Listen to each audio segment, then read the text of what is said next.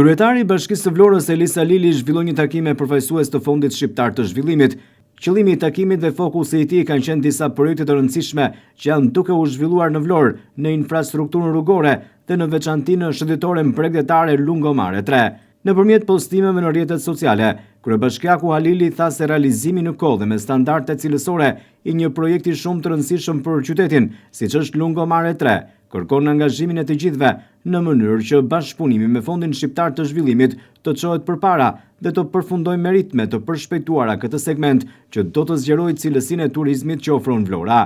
Gjatë takimit me përfaqësues të Fondit Shqiptar të Zhvillimit, por edhe të kompanisë që po punon për ndërtimin e Lungomare 3, kryebashkiaku Halili kërkoi ritme të përshpejtuara, si dhe cilësi në realizimin e këtyre punimeve, me qëllim që sezoni turistik i vitit të ardhshëm ta gjejë të përfunduar këtë investim. Ndërkaq në Vlorë po vjen puna edhe për riparimin e disa segmenteve të rëndësishme në infrastrukturë.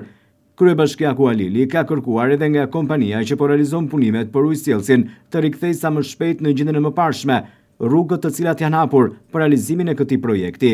Po ashtu, sipas kryebashkiakut Halili, restaurimi i segmenteve problematike të rrugëve në qytet po vjen çdo ditë me qëllim përmirësimin e qarkullimit dhe lehtësimin e lëvizjes së qytetarëve.